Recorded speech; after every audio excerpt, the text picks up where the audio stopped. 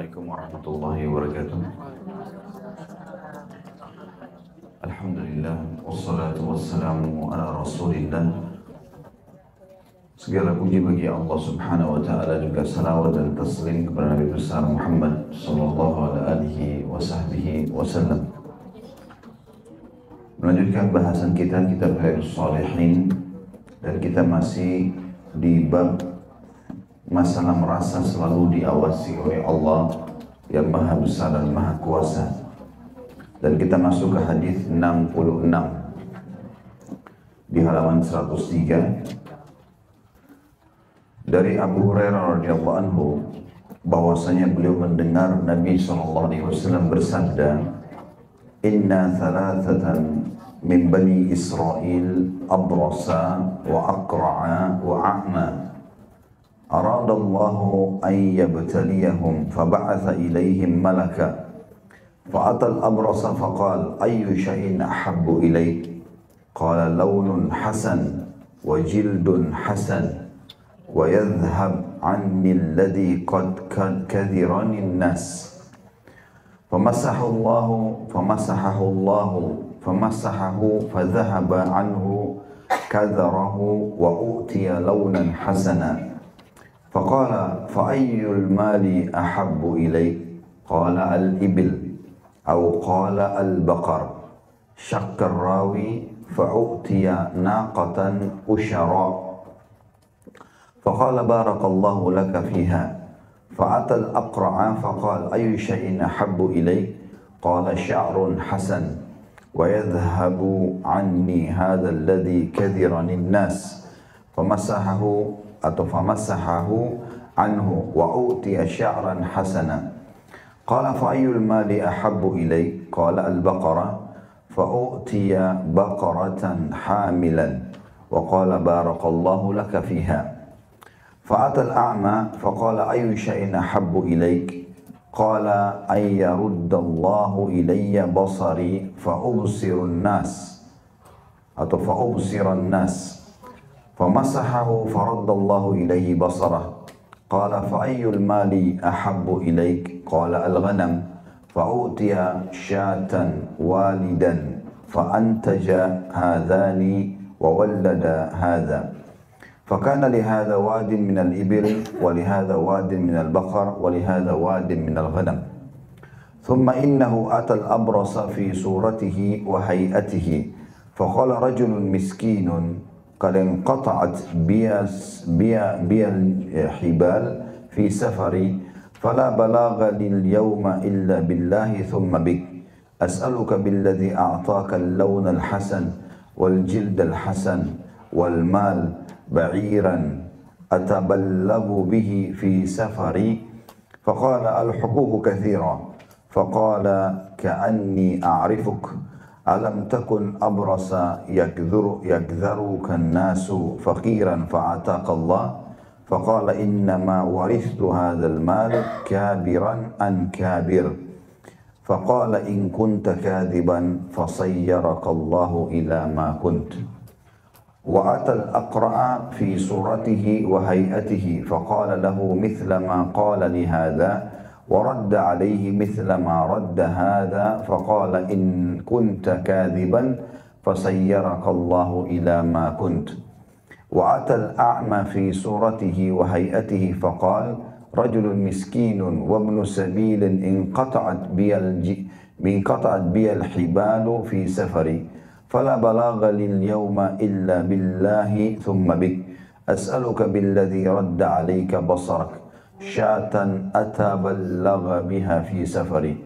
فقال قد كنت أعمى فرد الله إلي بصري فخذ ما شئت ودع ما شئت والله ما أجهدك اليوم بشيء أخذته لله عز وجل.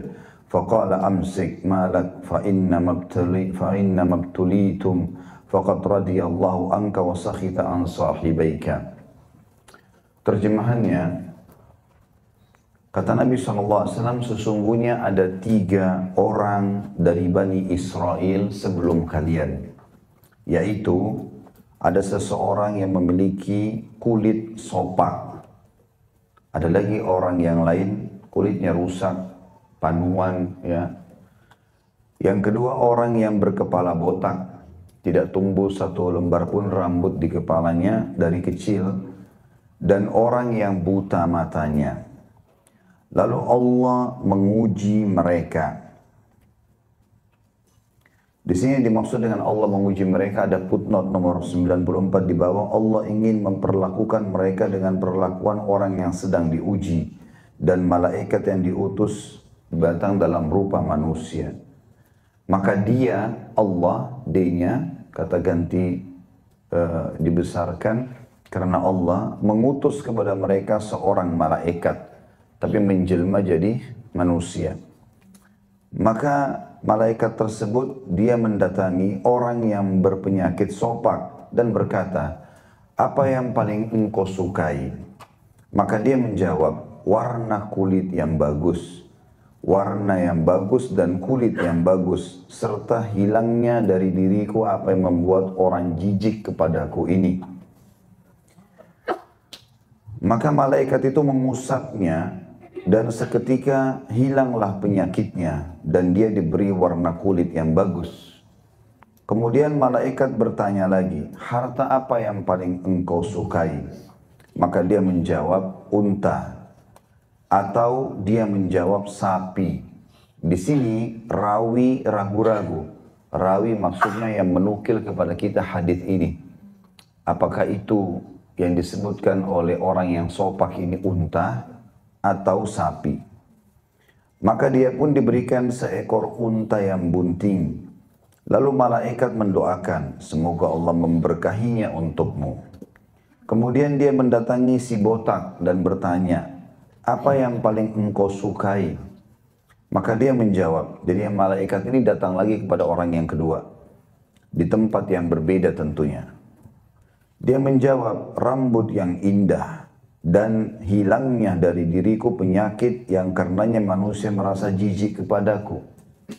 Malaikat itu lalu mengusapnya, maka hilanglah penyakitnya. Dan dia diberi rambut yang indah. Lalu dia bertanya malaikat tadi, harta apa yang paling engkau sukai? Maka si botak berkata, sapi. Maka dia diberi sapi bunting dan malaikat itu pun mendoakan sambil berkata, semoga Allah memberkahinya untukmu. Lalu malaikat mendatangi orang yang ketiga, si buta, dan bertanya, apa yang paling kamu sukai? Maka dia pun menjawab, Allah mengembalikan kepadaku mataku agar aku bisa melihat manusia. Maka dia mengusapnya dan Allah mengembalikan pandangannya kepadanya. Dia bertanya, harta apa yang paling engkau sukai? Dia menjawab, kambing.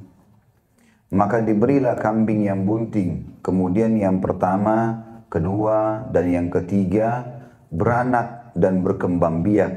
Sehingga orang yang pertama tadi yang memiliki kulit sopak memiliki satu lembah penuh dengan unta. Yang kedua yang buta tadi atau yang botak tadi juga memiliki satu lembah penuh dengan sapi. Dan yang ketiga memiliki yang buta tadi satu lembah penuh dengan kambing. Artinya menjadi kaya raya.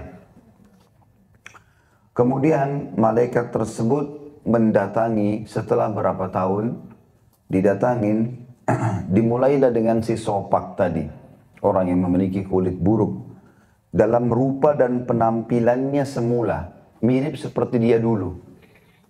Jadi ada malaikat datang menjelma jadi manusia, lalu kulitnya rusak, persis seperti dulu keadaan dia.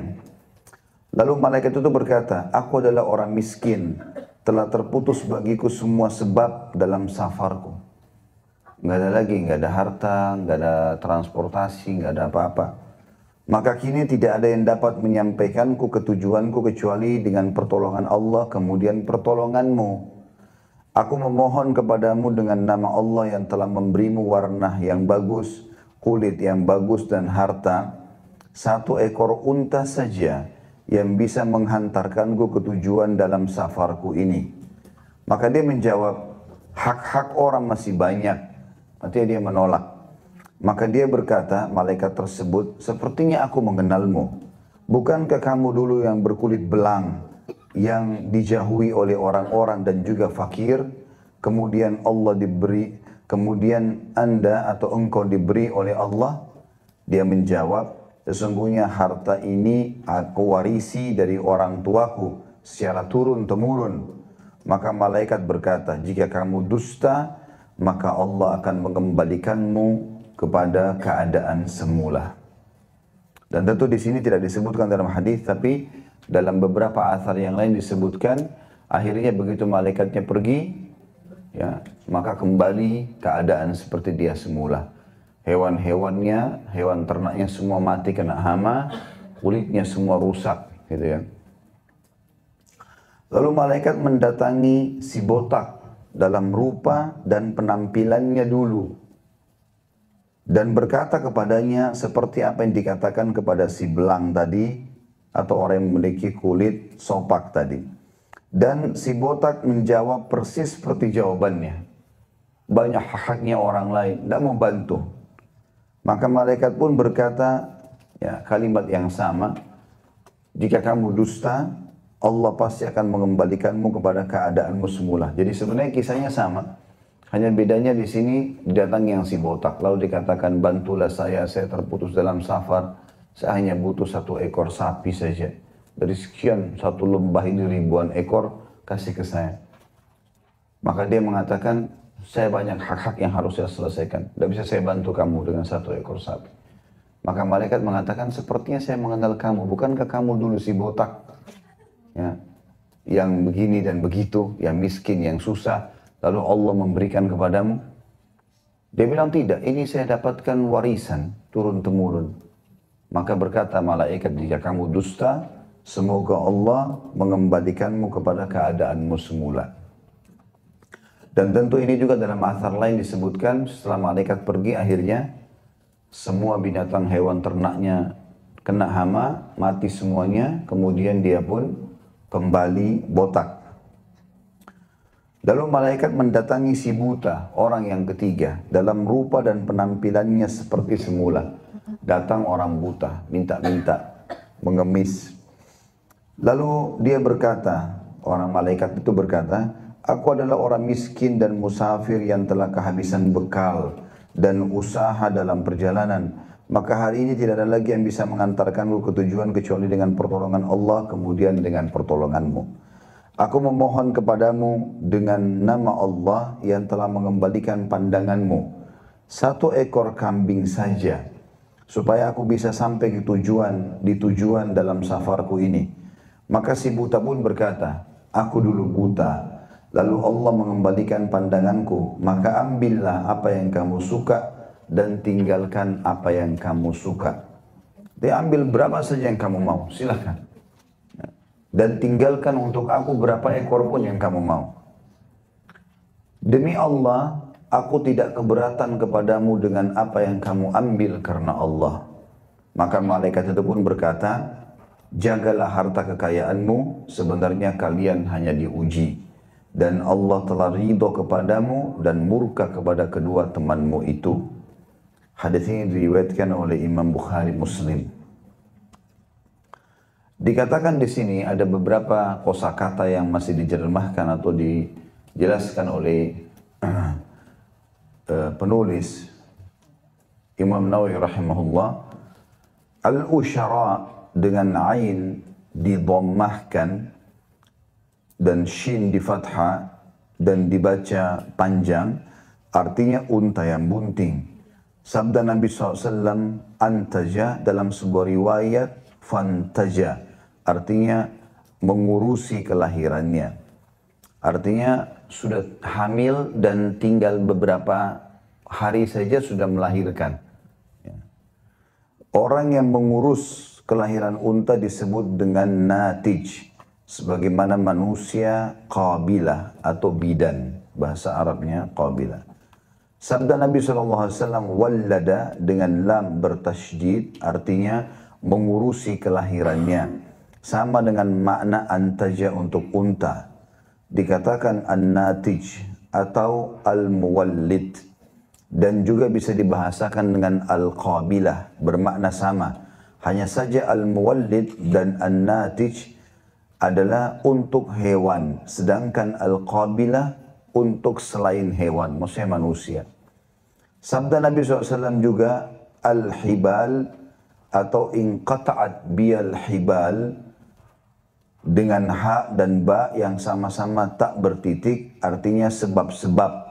Terputus dariku sebab-sebab aku bisa safar dan pulang ke tujuanku.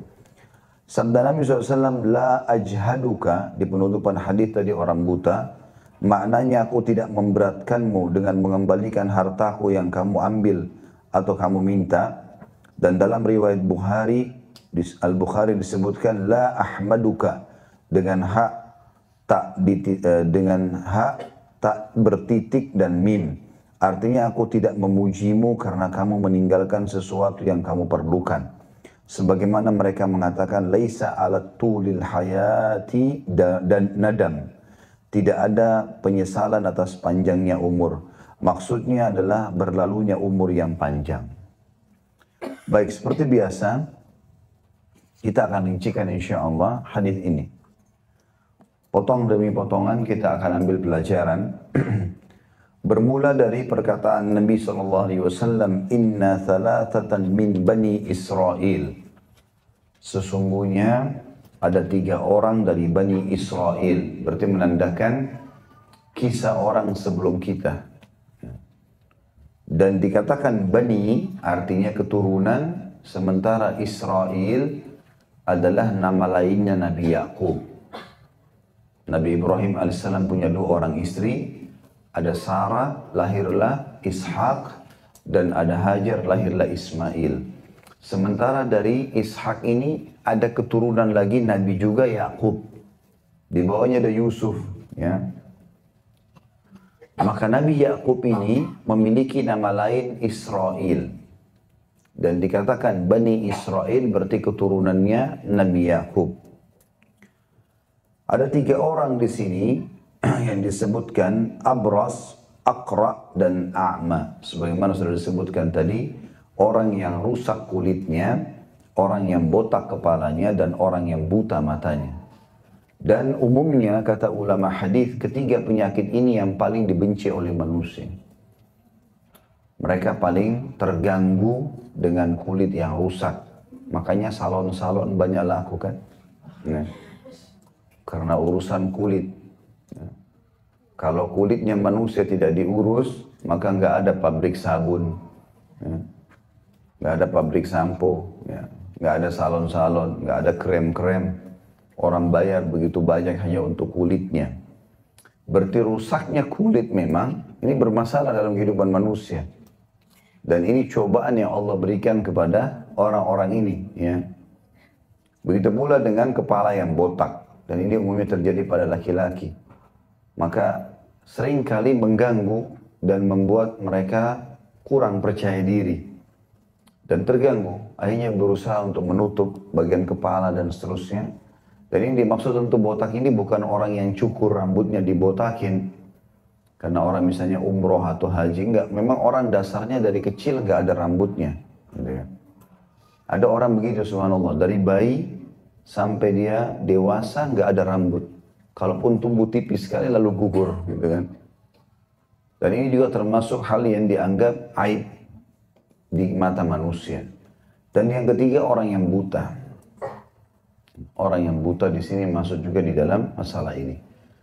Tentu kalau ada yang bertanya bagaimana dengan bisu, bagaimana dengan tuli, ya kuasa Allah itu masih di bawah buta sebenarnya. Karena orang kalau buta, walaupun dia bisa mendengar, gak ada yang dia bisa lihat. Orang kalau tuli atau bisu, matanya masih terbuka dan melihat, dia masih mengetahui warna, dia masih bisa melihat keindahan alam ini. Ya. Orang kalau sudah buta, subhanallah, kalau kita alhamdulillah Allah berikan mata bisa melihat begini, dalam hitungan beberapa detik saja, 15 detik coba Bapak Ibu tutup matanya, bayangkan kalau seperti itu. Kan berat sekali, gitu kan. Kita nggak bisa melihat apa-apa. Jalan pun harus meraba-raba. Hitungan detik saja. Kita tutup mata kita, bayangkan kalau kita seperti itu. Kan berat gitu. Ya. Makanya ini sebuah nikmat yang besar. Ya. Sebaliknya difahami, bahwasanya seorang muslim harus betul-betul bersyukur kepada Allah atas sebuah nikmat. Kadang-kadang karena melimpahnya nikmat itu, sampai kita lupa kalau sedang banyak nikmat Allah pada kita. Bahkan kadang-kadang cobaan yang sederhana sekali Allah kasih, hanya dengan sedikit penyakit, hanya dengan sedikit bangkrut usaha, difitnah oleh orang, maka dia melupakan semua nikmat Allah yang ada pada dirinya. Seakan-akan dia tidak punya apa-apa. Masih ingat kisah seseorang yang datang kepada Syekh di Saudi, yang dia katakan, saya orang miskin. Lalu Syekh mengatakan, dia minta bantuan, datang ke pengajian. Orang lagi pengajian dipotong sama dia. Dia masuk, Assalamualaikum, lalu mengatakan, saya orang miskin ya Syekh, bantu saya. Lalu Syekhnya mengatakan, berhentikan pengajian, kamu orang kaya. Lalu dia mengatakan, saya orang miskin. Kata Syekh, kamu orang kaya. 3 kali diulangi, dia bilang, saya orang miskin. Kata Syekh, kamu orang kaya. Kata dia, bagaimana anda bisa tahu saya orang kaya? Saya lebih tahu keadaan saya. Kata Syekhnya, mau nggak saya hitung berapa banyak kekayaan dalam dirimu? Lalu dia mengatakan, mau. Kata Syekhnya, berapa jari-jari tanganmu? Dia bilang 10. Mau nggak 1 jarimu saya potong? Saya kasih kamu 1 juta rial. Dia bilang, saya tidak mau. Baik, kamu punya 10 juta rial. 1 jarimu dipotong, dibayar 1 miliar, mau nggak? Nggak mau. Baik, kamu punya 2 mata kan? Ya. Mau nggak 1 saya cungkil? Saya kasih 1 juta rial. Enggak, saya nggak mau. Baik, kamu punya 2 juta rial lagi. Kamu punya 2 kuping kan? Mau nggak saya potong 1? Nggak mau. Semuanya, kakinya nggak mau. Apa saja nggak mau dari tubuhnya. Kata Syekhnya, kamu ini orang kaya raya. Tinggal keluar cari makan saja. Kan begitu. Nah, banyak manusia lupa ini. Sekarang saja, detik-detik kita lagi duduk ini Bapak Ibu sekalian, berapa besar nikmatnya Allah hidung kita bisa bernafas. Bayangkan kalau hidung kita buntu. Lagi sakit flu, gak bisa bernafas. Sekarang saking besarnya nikmat Allah ini, sampai masuk keluar ini kita sudah tidak sadarkan lagi. Ada orang kadang-kadang dia lalai gunakan dalam maksiat kepada Allah. Padahal Allah sedang memberikan dia nikmat.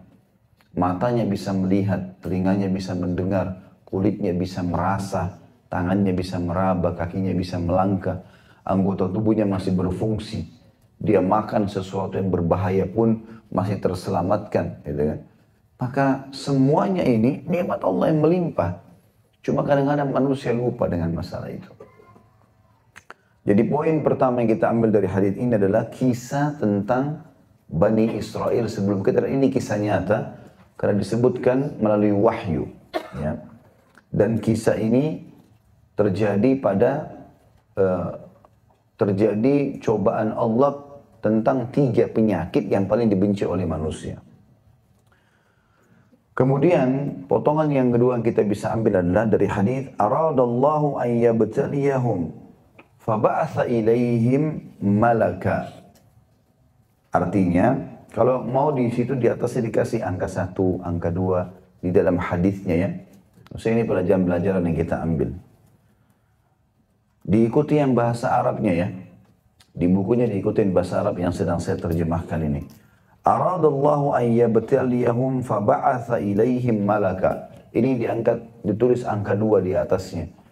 Allah ingin menguji mereka, maka Allah mengutus kepada mereka malaikat. Baik.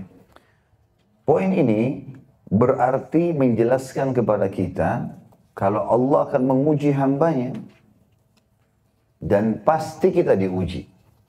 Enggak ada orang di muka bumi yang tidak diuji. Ini sudah pernah kita jelaskan di bab sabar. Sebelum kita bahas bab ini, ada bab sabar yang lalu kita bahas panjang lebar beberapa hadis di sana. Siapa di antara kita Bapak Ibu sekalian yang tidak pernah lapar? Siapa yang tidak pernah haus? Siapa yang tidak pernah sakit? Ya.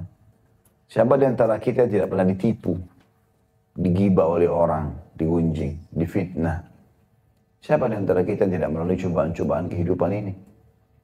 Turunnya hujan lebat, terganggunya dengan cuaca, gerahnya badan, apalah segala macam. Dan Allah sudah sebutkan memang dalam surah Al-Baqarah, surah nomor 2 ayat 155 tentang masalah itu. A'udzu billahi minasyaitonir rajim wa lanabluwannakum bisyai'im minal khauf. kami pasti menguji kalian dengan sedikit rasa takut dan khawatir. Walju, dan rasa lapar. Wa naqsim minal amwali wal anfusi wal thamarat. Dan kekurangan dari jiwa yang kita cintai, orang yang kita cintai meninggal, kekurangan harta, kekurangan hasil panen. Wa basyiris sabirin. Dan sampaikan berita gembira kepada orang-orang yang sabar. Alladzina idza asabathum musibatun qalu inna lillahi wa inna ilaihi raji'un. Mereka orang sabar itu yang kalau ditimpa cobaan, maka mereka mengatakan kami milik Allah, kami akan kembali kepada Allah. Lalu lanjutan ayatnya, ulaika alaihim salawatu min rabbihim wa rahmah. Mereka orang-orang yang akan mendapatkan jalan keluar ya dari Tuhan mereka, karunia dan jalan keluar ya, pertolongan dari Allah SWT. Wa ulaika humul muhtadun, dan mereka orang yang mendapatkan petunjuk. Jadi cobaan akan datang. Tapi kita perlu garis bawahi, cobaan ini punya hikmah-hikmah yang sangat besar. Di antaranya menyadarkan kalau kita makhluk, kita lemah. Sehebat apapun kita menjaga olahraga, kesehatan, makanan sehat, tetap pernah melalui sakit ya. Maka ada gambaran dari Sang Pencipta Allah kalau kamu makhluk, kamu punya kelemahan. Ya. Pasti kamu akan lalui cobaan-cobaan tersebut. Sumpeknya, sedihnya. Dan itu kata para ulama adalah cara yang paling efektif menarik seorang hamba tanda kutip untuk kembali ke jalan Allah. Kalau orang lagi diuji oleh Allah dan dia tidak menggunakannya, justru kembali ke jalan Allah, kerugian besar buat dia. Disitulah puncaknya dia bisa berdoa, sujud, menangis, beristighfar. Dan kita akan rasakan kedekatan diri kepada Allah di saat sedang ada cobaan, tidak akan kita rasakan kalau sedang ada nikmat. Kalau lagi di cobaan, ada keluarga yang meninggal, ada kehilangan harta, gangguan orang, fitnah, kita bisa nangis dalam sujud kita. Tapi begitu sudah diangkat oleh Allah, musibahnya sudah selesai, cobaannya sudah selesai, maka kita mau berusaha nangis nggak bisa. Sujud lagi, minta doa sama Allah, biasa saja. Gitu kan. Maka itu ada muncul kenikmatan ya, pada saat cobaan itu datang tentunya. Juga dari sisi lain, cobaan itu akan meninggikan derajat seseorang di antara kita yang tidak bisa kita jangkau hanya dengan amal. Dan misalnya di surga itu ada kita tingkatan fasilitas di surga harus ibadah 100 tahun. 100 tahun sholat malam, 100 tahun sedekah, 100 tahun bakti sama orang tua. Umur kita cuma 60. Allah mau kita jangkau itu. Gimana cara? Datang cobaan. Penyakit 10 tahun. Digunjing oleh orang, difitnah berapa kali dalam kehidupannya. Rugi dalam usahanya beberapa kali. Tapi nanti juga ada keuntungan. Karena fa'inna ma'al usri yusra. Tapi ada cobaan-cobaan datang itu. Kita bisa jangkau derajat yang tinggi. Ya. Kemudian juga cobaan akan membersihkan dosa-dosa yang memang tidak bisa, tidak cukup dengan istighfar. Sebagaimana sabda Nabi SAW, ada dosa-dosa nggak bisa atau nggak cukup dengan istighfar. Tapi Allah akan uji hamba tersebut dengan penyakit. Yang dengannya Allah akan bersihkan dosa-dosanya. Jadi kalau kita temukan orang tua kita sakit misalnya. Atau orang yang kita cintai sedang sakit. Dan kita lihat dia menderita. Selama dia di dunia itu kebaikan buat dia. Karena pembersihan dosa yang pernah dia lakukan. Yang mungkin memang tidak bisa dibersihkan kecuali dengan itu. Allah justru masih sayang dengan dia. Ya. Makanya Allah berikan cobaan-cobaan tersebut. Dan makin tinggi tingkat iman seseorang di antara kita, maka makin tinggi juga tingkat cobaannya. Pasti begitu. Makin tinggi tingkat cobaannya. Dan itu semua tujuannya bukan untuk memberatkan seorang hamba agar menjadi rem buat dia. Begitu ditambah hartanya, ditambah jenjang pendidikannya, ditambah apalah kebahagiaan di keluarganya, ada cobaan dari sisi yang lain. Supaya dia bisa terimbangi. Kalau tidak, manusia ini bisa lost control. Kalau tidak ada cobaan, manusia akan lost control. Akan terjadi kesombongan-kesombongan, kerusakan-kerusakan di muka bumi. Kalau orang itu dari lahir sampai dia meninggal gak ada cobaannya, maka itu dia akan lost control. Dia tidak bisa mengontrol dirinya, akan menyalahkan orang lain, menjatuhkan orang lain dan seterusnya. Ya. Maka banyak hikmah-hikmah yang terjadi dalam masalah cobaan-cobaan tersebut. Allah akan mencoba hambanya. Tapi closingnya adalah, yang paling penting harus kita garis bawahi, ini semua hanya di dunia. Setelah kita meninggal, di akhirat, asal tiketnya benar, iman dan amal soleh, selesai semuanya. Seorang sahabat Amr bin Jamur radhiyallahu anhu itu pincang kakinya. Waktu dia ikut berperang di perang Uhud sampai terbunuh mati syahid, maka Nabi SAW bersabda di dekat jenazahnya sambil berkata, "Aku telah diperlihatkan oleh Allah engkau di surga dengan kaki yang utuh." Nggak ada lagi itu, cobaan nggak ada lagi. Kalau ada orang yang lahir, saya pernah kasih contoh ini di bab sabar dulu. Kalau ada orang lahir luar biasa gitu, matanya dua-dua buta, telinganya tuli, lisannya bisu, tangannya, kakinya semuanya empat-empatnya puntung, seakan-akan sudah tidak berfungsi di mata manusia, tetap nanti di akhirat dia dibangkitkan dengan jasad yang utuh dan sempurna. Ini cuma dunia. Dan ini penting sekali untuk digarisbawahi closing daripada poin tadi masalah hikmah dari cobaan ini, bahwasanya apapun yang datang kepada kita, dunia sebentar akan kita lalui. Dan tidak ada yang mustahil, selama kita di dunia ikhtiarlah. Sebagaimana dijelaskan dalam hadis ini nantinya, bagaimana Allah subhanahu wa ta'ala mengutus malaikat dan mengusap satu usapan saja. Ya. Dan potongan daripada yang kedua juga ini dikatakan, maka Allah menguji mereka dan mengutus kepada mereka malaikat. Sebagian ulama hadis mengatakan bukan mustahil Allah mengutus malaikat untuk menguji hambanya walaupun di zaman kita sekarang. Tapi kita tidak tahu dia malaikat atau bukan. Ya. Dia datang ingin menguji seperti kasus di sini, meminta hartakah atau berbicarakah, kita tidak tahu. Allahu a'lam. Kuasa Allah SWT. Tapi sebagian ulama mengatakan, sebagaimana terjadi pada Bani Israel, bukan mustahil terjadi bagi kaum muslimin. Ya, dan ada di antara sahabat Nabi Ridwanullahi alaihim yang bertemu dengan malaikat. Gitu kan. Ada yang diucapkan salam oleh malaikat. Gitu kan. Ada juga yang melihat malaikat pada saat datang mengajarkan agama ya, melalui Nabi Muhammad SAW. Ada yang menyaksikan atau mendengarkan suara di perang ya, tentang suara malaikat dan seterusnya. Kemudian dikatakan di sini satu persatu sekarang dari 3 orang yang sedang diuji ini poin yang ketiga. Fa'atal abrasa faqal, maka didatangilah orang yang sopak tadi, kulitnya rusak. Ayu syai'in habbu ilaik, apa yang paling kau cintai, apa yang paling kau inginkan. Maka dia mengatakan, launun hasan wa jildun hasan, warna yang bagus dan juga kulit yang bagus. Berarti memang menandakan kulit yang mulus, kulit yang bagus, yang dirawat, itu adalah sebuah kenikmatan. Ya. Dan dalam Islam dibolehkan kita merawat diri, bahkan bagian daripada sunnah Nabi SAW merawat diri.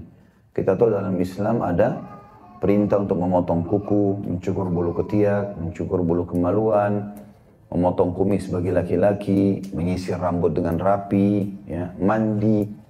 Ada mandi wajib, ada mandi yang disunnahkan, ya.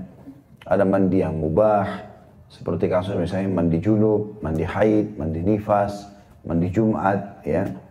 Ada mandi juga kalau orang niat mandi karena ingin menjalankan sunnah Nabi SAW, seperti mandi Nabi SAW seringkali berendam di air dingin di musim panas atau berendam dengan air panas di musim dingin.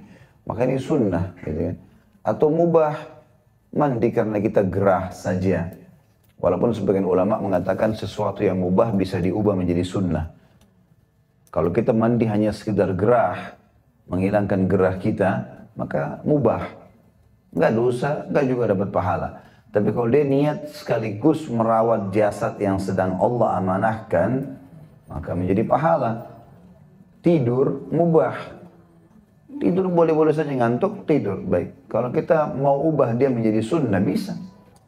Dengan cara kita niat tidur, memberikan hak badan yang sedang Allah amanahkan ini, dan supaya lebih kuat beribadah. Ya. Begitu juga makan dan minum. Bukan hanya sekedar menghilangkan lapar dan haus saja.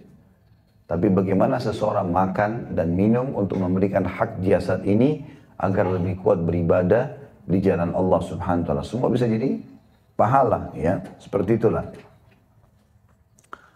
Maka di sini teman-teman sekalian, kalau kita bicara masalah permintaan orang ini minta agar berwarna kulit yang baik dan bersih, ini memang bagian yang paling disukai oleh manusia. Dan sudah saya jelaskan tadi kalau Islam pun memerintahkan itu. Ya. Banyak hadis berhubungan dengan masalah itu, ya.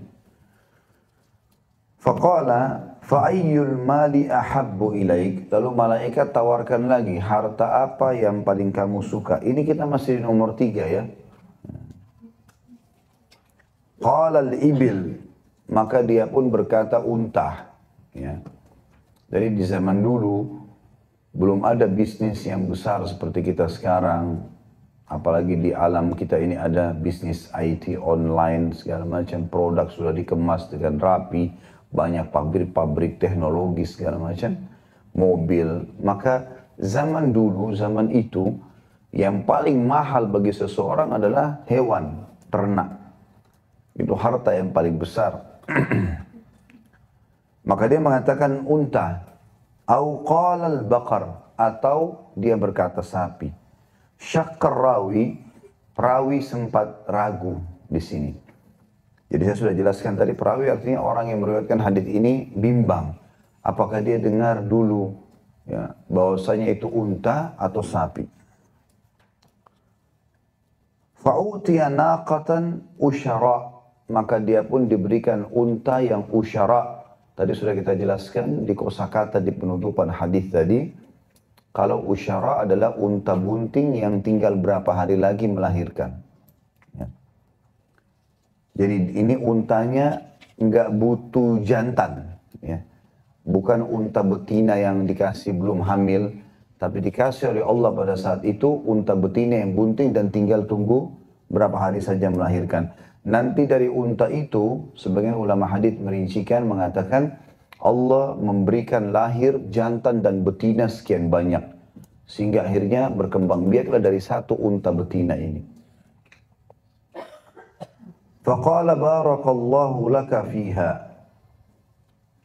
Maka malaikat pun berkata, semoga Allah memberkahimu di harta ini.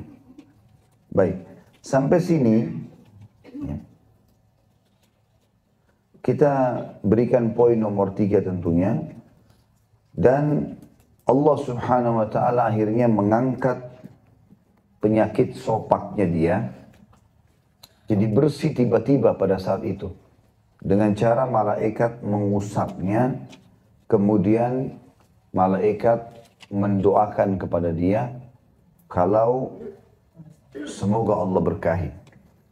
Dan ini potongan yang penting sekali di ganimat terakhir. Barakallahu laka fiha. Semoga Allah memberkahimu di situ. Ya. Berkah ini artinya tercukupkan. Kalau kita mengatakan, semoga engkau berkahi aku ya Allah. Berkahilah pernikahanku, berkahilah rumah tanggaku, berkahilah pekerjaanku. Kita minta itu sama Allah, maknanya kita minta supaya selalu saja mencukupi buat kita. Itu makna berkah. Ini termasuk sunnah Nabi SAW, ya. Setiap kali kita lihat ada orang mendapatkan nikmat, apapun itu kita mengatakan barakallahu laka kalau laki-laki dan barakallahu laki kalau perempuan. Ya. Jawabannya kita mengatakan wa fika barakallah. Kalau laki-laki wa fiki barakallah kalau perempuan. Semoga Allah berkahi apa yang sedang kau dapatkan sekarang. Kita jawab, semoga engkau juga diberkahi oleh Allah. Ya, wafika atau wafiki barakallah. Kemudian kita masuk ke potongan yang ke-4, ya, yang kita ambil dari hadis ini. Fa'atal aqra, lalu kemudian didatangilah orang yang botak kepalanya tadi. Faqala ayyu syai'in ahabbu ilaik? Apa yang paling engkau sukai? Qala sya'run hasanun. Ya. Rambut yang indah. Berarti memang rambut ini sebuah simbol. Bahkan dalam sebuah hadis kata Nabi SAW, man kana lahu sya'r fal yukrimhu. Siapa yang Allah karuniai rambut, dia harus merawatnya, memuliakannya. Jadi bagian dari syarat kita itu adalah membersihkan, pakai sampo, membersihkannya, apalah ya, perawatan rambut tersebut. Kemudian juga termasuk menyisirnya. Bagian daripada sunnah Nabi SAW. Pernah ada sahabat masuk masjid, laki-laki rambutnya berantakan. Lalu kata Nabi SAW, suruh orang ini keluar dari masjid, sisir rambutnya dulu dengan rapi, baru kemudian dia masuk ke dalam masjid. Dikatakan tentang iktikafnya Nabi SAW. Aisyah berkata radhiyallahu anha, Nabi SAW kalau iktikaf di masjid 10 terakhir Ramadan, kebetulan karena masjid dan rumah beliau bisa dikatakan satu dinding. Maka ada jendela dan ada pintu dari dinding rumah Nabi SAW yang langsung masuk ke masjid. Jadi kalau dibuka pintu itu langsung sudah masuk ke masjid. Ada jendela. Maka kata Aisyah anha, Nabi SAW kalau iktikaf memasukkan kepalanya di jendela itu. Lalu aku menyisirkan rambutnya. Ya. Jadi memang menyisir rambut itu adalah bagian daripada syariat. Dan Nabi SAW gemar sekali menyisir rambutnya dengan rapi. Dan juga di sini melibatkan istri dalam perawatan. Ini adalah hal yang positif. Ya. Itu hal dibolehkan dalam syariat. Ya. Dalam riwayat lain dikatakan Nabi SAW gemar sekali menggunakan wangi-wangian dan beliau menyuruh istrinya menaburkan serbuk wangi dari negeri Syam, dari pundak sampai ke kaki. Ya. Diberikan wangi-wangian tersebut kecuali pada daerah kemaluan beliau SAW meletakkan sendiri. Kita tahu juga ada hadis tentang Jumat misalnya. Kata Nabi SAW, siapa yang pada hari Jumat mandi dengan sebersih mungkin. Begitu makna hadisnya ya. Dia mandi sebersih mungkin, kemudian dia menggunakan bajunya yang terbaik, menggunakan minyak wangi yang terbaik di rumahnya, dan meletakkan minyak pada rambutnya dan menyisirnya. Jadi ada bahasan masalah itu. Jumat suruh ke masjid dengan rapi, gitu kan. Kemudian dia pergi ke masjid, lalu dia sholat yang diperintahkan, lalu dia dengarkan khutbah yang disampaikan oleh khatib. Ya, kemudian dia sholat Jumat kecuali diampuni dosa-dosanya yang lalu. Bayangkan pengampunan dosa dihubungkan dengan masalah rambutnya yang rapi, bajunya yang bersih, badannya yang wangi. Jadi bagian daripada syariat, gitu kan. Jadi kadang-kadang ada orang umat Islam ini yang merusak citranya Islam ini dengan penampilan dia yang kotor, rumahnya kotor, kendaraannya kotor, penampilannya kotor. Seakan-akan mengatakan ini zuhud. Ini karena saya mau ngejar akhirat. Keliru. Nabi SAW, siapa yang lebih bertakwa daripada beliau? Orang yang sangat bertakwa. Tapi beliau di sini mengimbangi antara dunia dan akhirat. Bahkan Nabi SAW mengatakan telah dicintakan dunia padaku. Dunia aku tidak cintai. Tapi dicintakan padaku karena ada dua hal di situ. Adanya wanita yang disayangi dan adanya minyak wangi yang dipakai. Di sini wanita maksudnya adalah istri, ibu, anak, saudari. Wanita dilindungi. Maka Nabi SAW cinta dunia justru karena ada tugas itu dari Allah. Bisa melindungi, bisa menaungi, bisa mendidik kaum wanita. Dan juga adanya minyak wangi. Yang dikatakan Nabi SAW sangat gemar menggunakan sampai kadang-kadang karena banyaknya Nabi gunakan wangi-wangian sampai netes dari rambutnya. Ya, Sallallahu Alaihi Wasallam. Jadi memang hal yang luar biasa dalam agama gitu kan. Nah rambut ini ya, dimuliakan dan juga disunnahkan untuk memotongnya kalau di haji dan umrah. Gitu kan. Selain daripada haji dan umrah, maka sunnahnya untuk dirawat dan dijaga. Bahkan Nabi SAW seringkali membiarkan sampai di ujung kuping atau di pundaknya SAW. Ya. Tentu banyak orang salah faham di sini, dianggap oh itu kan rambut sunnah gitu ya, dipelihara. Kenapa ada orang yang gundul, sengaja menggundul rambutnya? Kita lihat kenapa dia gundul dulu. Mungkin dia gundul karena haji dan umrah. Ini sunnah Nabi. Karena dari satu sisi Nabi SAW merawat rambutnya, sisi yang lain Nabi juga pernah menggundulnya. Ya. Kalau dengan haji, pada haji dan umrah Nabi nggak gundul. Gitu kan? Makanya kalau ada di antara teman-teman yang pergi haji umrah kemudian dia gundul, itu sunnah Nabi SAW.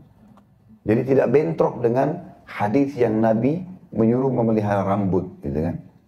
Karena disebutkan di dalam kesepakatan Hudaybiyah, waktu Nabi SAW mau umrah, gitu kan?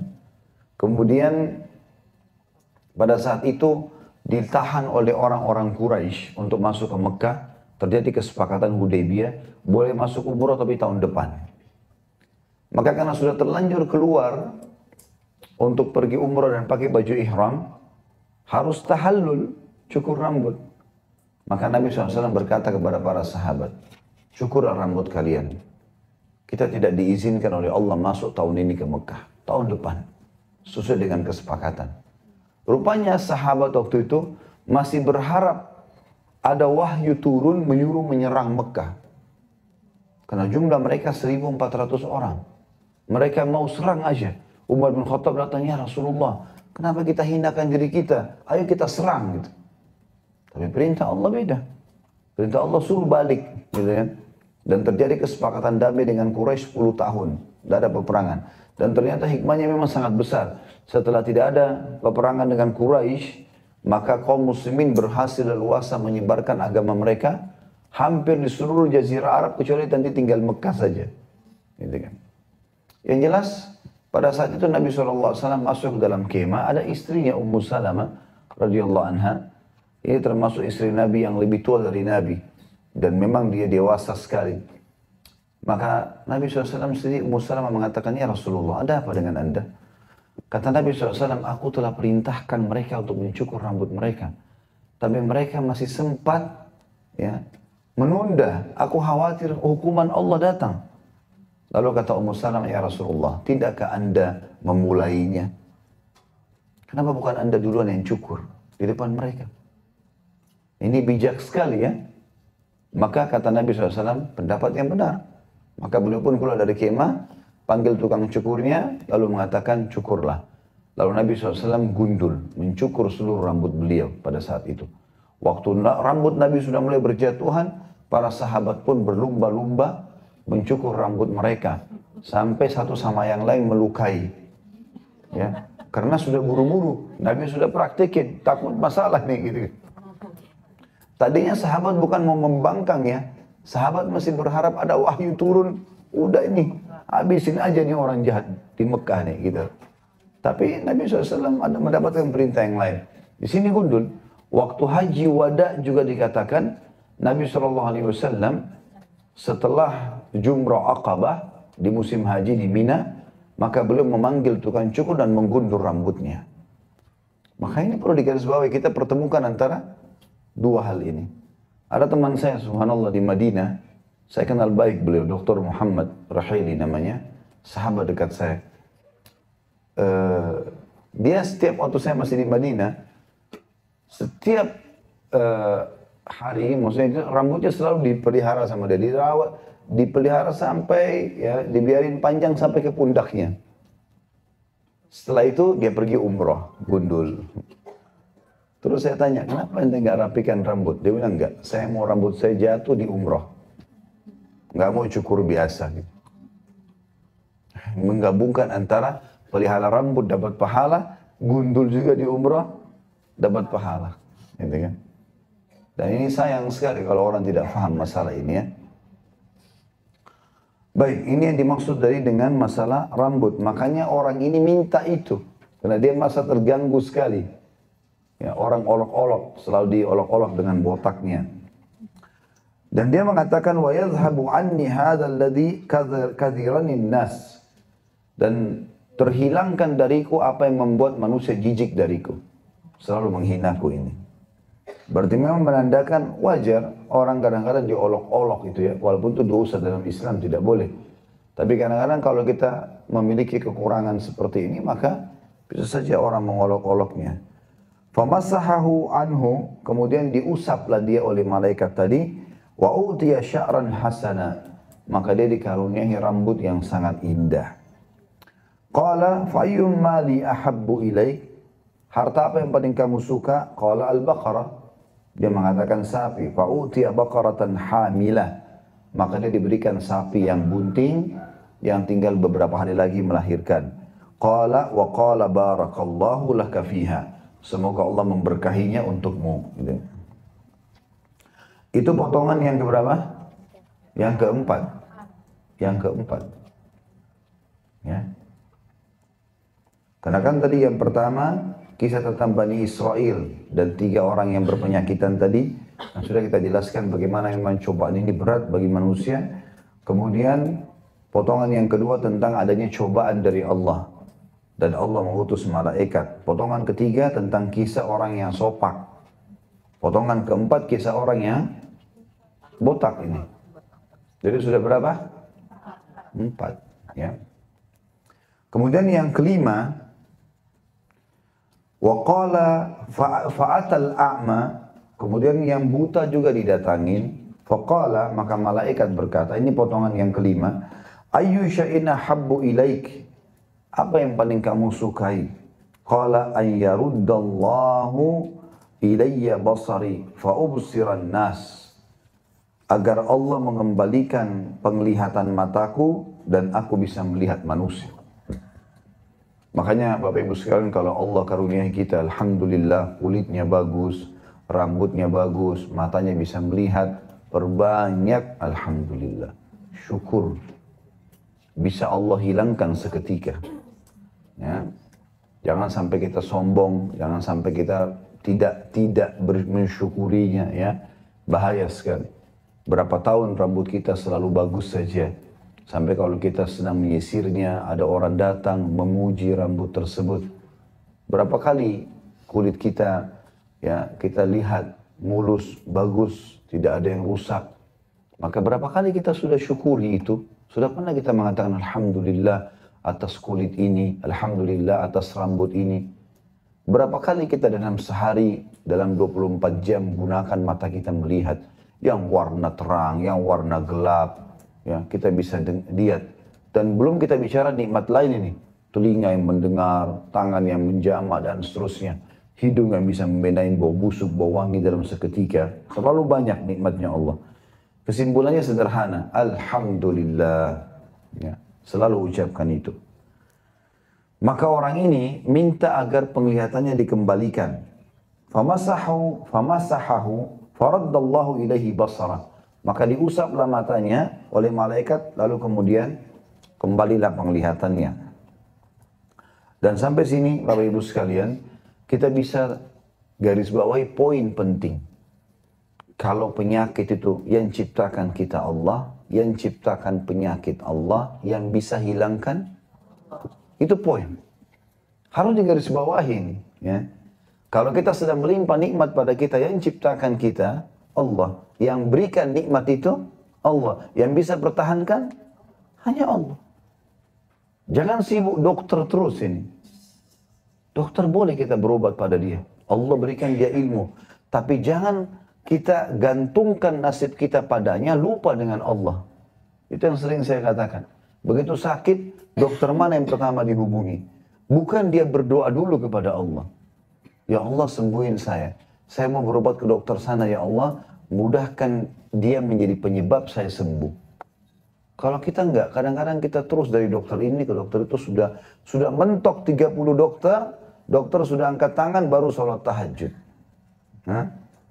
Baru mau sedekah, baru mau kembali kepada ustazah bertanya gitu.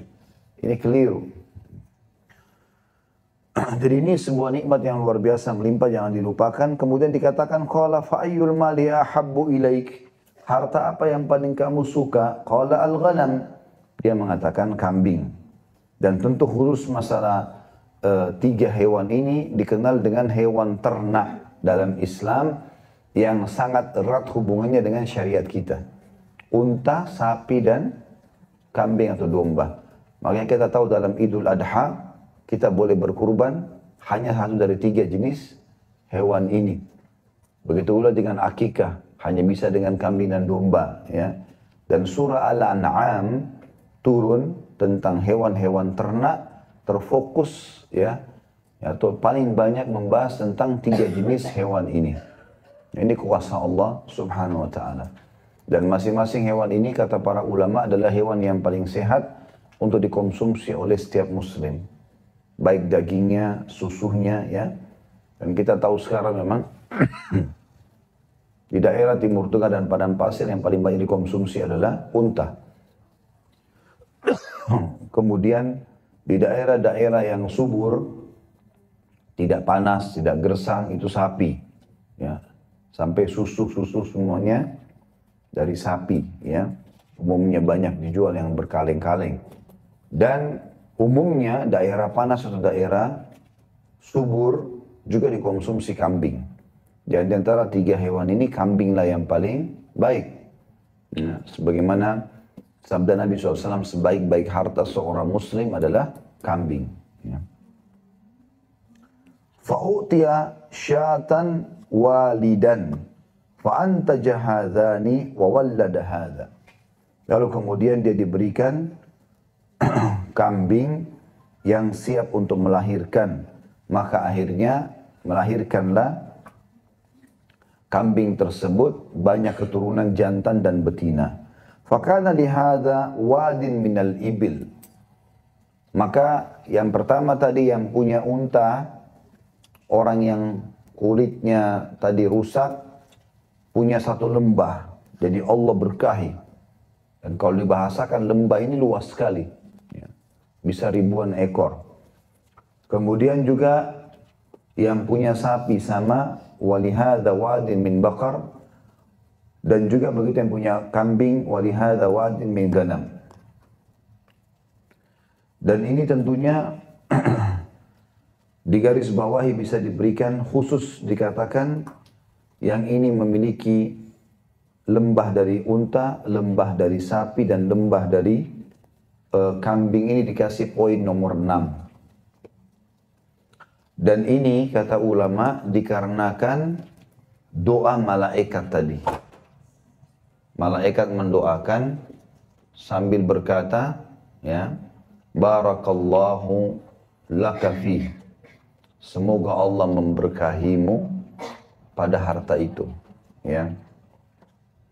Ini juga boleh kita mendoakan diri kita sendiri, Bapak Ibu sekalian, kita mengatakan Allahumma barik li. Ya Allah berkahi untukku. Ya, ini sering kita ucapkan ya.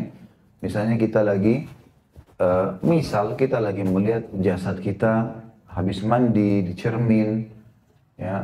Setelah itu kita melihat Allah berikan kelebihan, kita mengatakan Allahumma barik li fi. Ya Allah berkahilah padaku ini, untukku ini.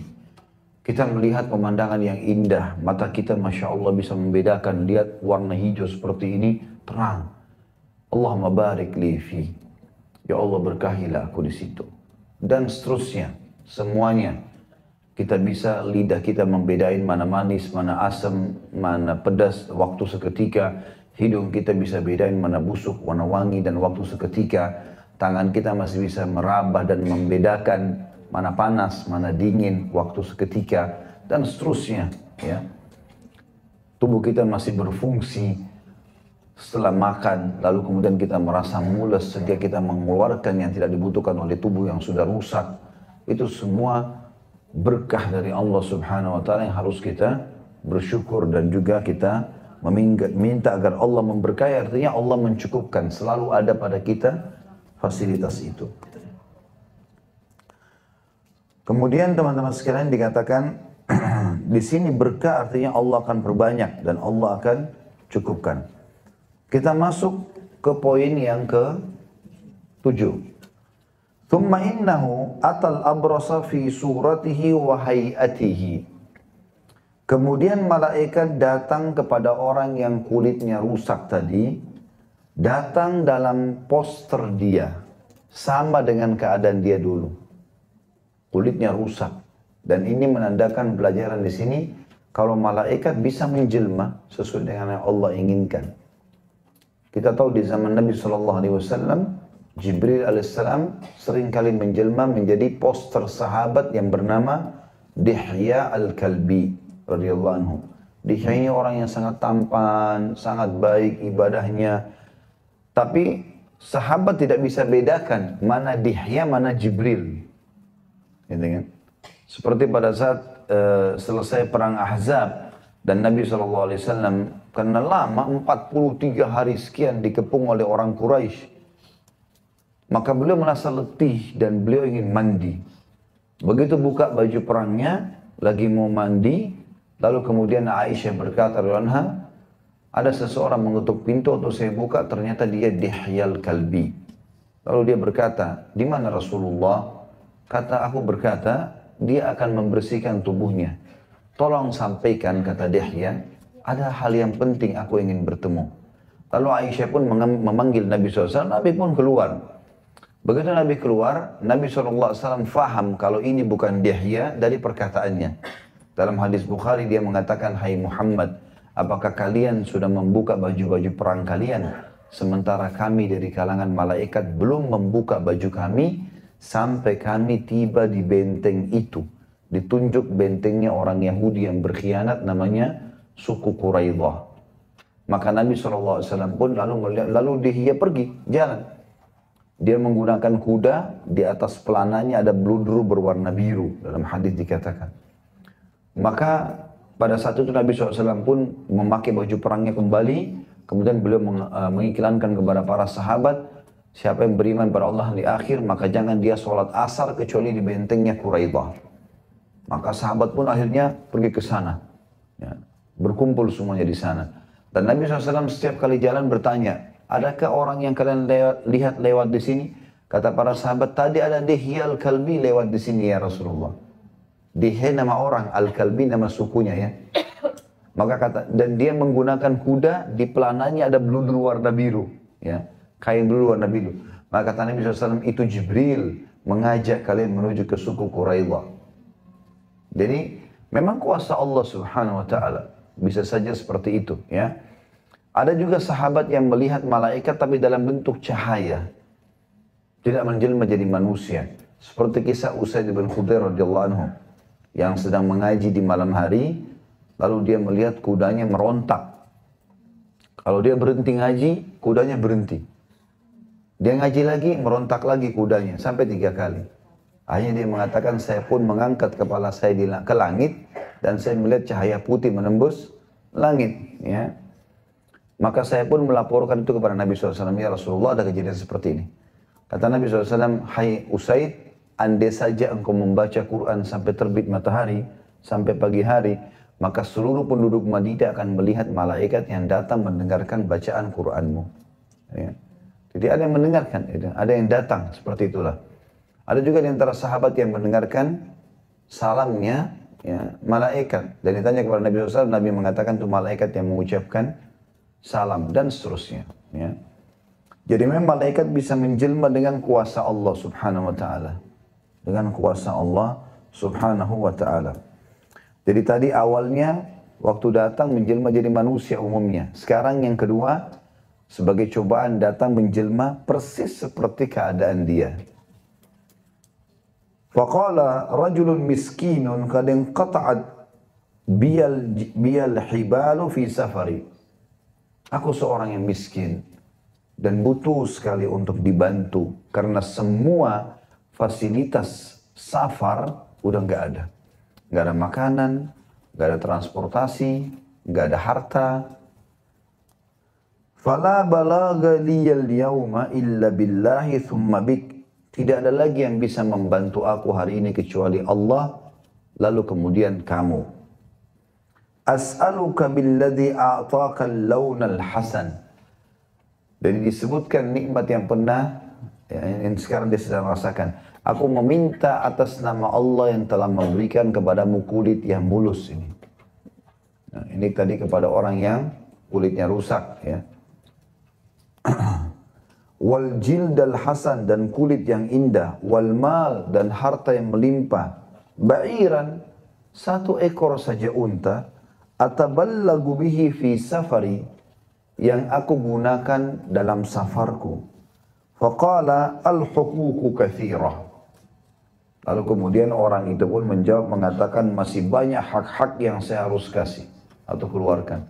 Ini tanda-tanda ciri orang bakhil, pelit. Seorang muslim tidak akan pernah menolak orang yang minta. Kasih. Orang minta, kasih. Tidak usah peduli dengan apakah dia bohong, dia nggak bohong, itu bukan urusan kita. Satu-satunya keadaan yang kita boleh menolak, kalau kita tahu pasti uang itu akan dipakai maksiat. Ada pemabuk, dia lagi teller minta duit. Kita sudah tahu kalau dikasih dia mabuk lagi, boleh kita tolak pada saat itu. Tapi kalau orang di pinggir jalan, ibu-ibu tua, bapak lagi bawa jual gorengan, kadang-kadang saya nggak tahu ya bagaimana bisa ada perasaan seseorang di antara kita lihat bapak-bapak bawa gorengan sudah tua gitu ya. Berapa sih gorengan itu? Kalau kita beli juga semua paling 300.000 misalnya. 500.000. Jual dari pagi sampai malam hanya untuk biayai dia dan istrinya. Masih kita lewatin, gak mampir gitu. Kasih duit. Kenapa pelit sekali gitu? Ya, itu saja bisa saja dianggap sebuah kesalahan kalau kita tidak kasih karena kita tahu dia miskin.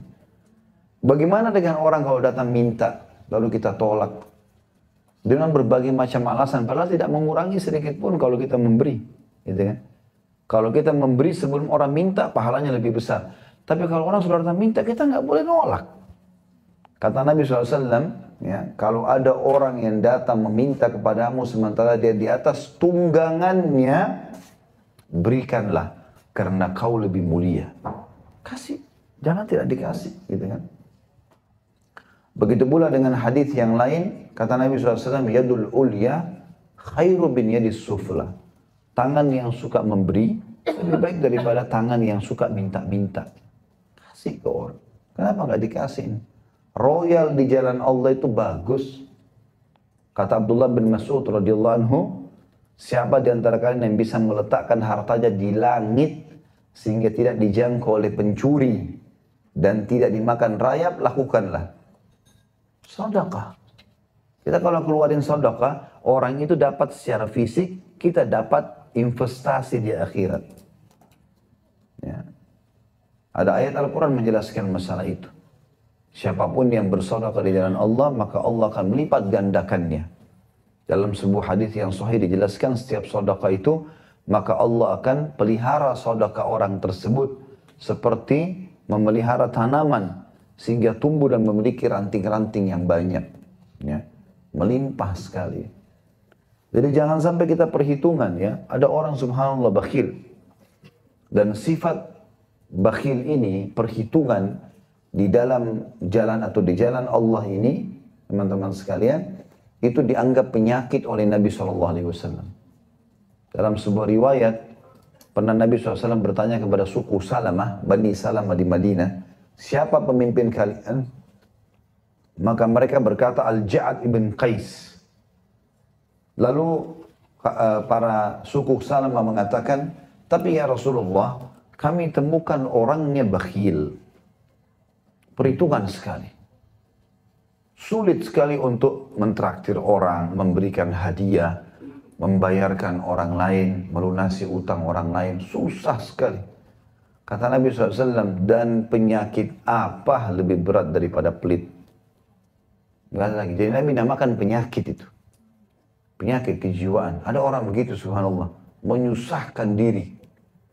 Dengan penampilannya, dengan makanannya, dengan kondisi rumahnya. Padahal dia boleh menikmati. Yang penting kan saya pernah jelaskan ada kaidah syar'i, la ifrat wa la tafrit. Tidak terlalu boros, tidak juga perhitungan. Berada di tengah-tengah. Gitu kan? Ada juga orang terlalu boros, nggak boleh. Dalam Islam juga dilarang. Inna Allah la yuhibbul musrifin. Allah nggak suka orang-orang yang boros. Tapi satu sisi Allah juga tidak suka orang yang pelit. Kita berada di tengah-tengahnya.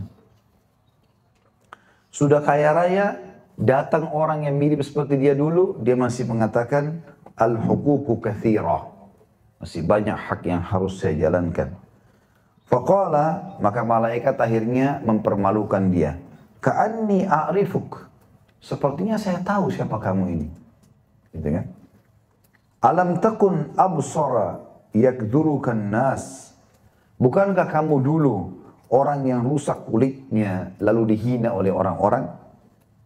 Faqiran, dan orang miskin, fa'ataqallah, lalu Allah berikan kamu kekayaan.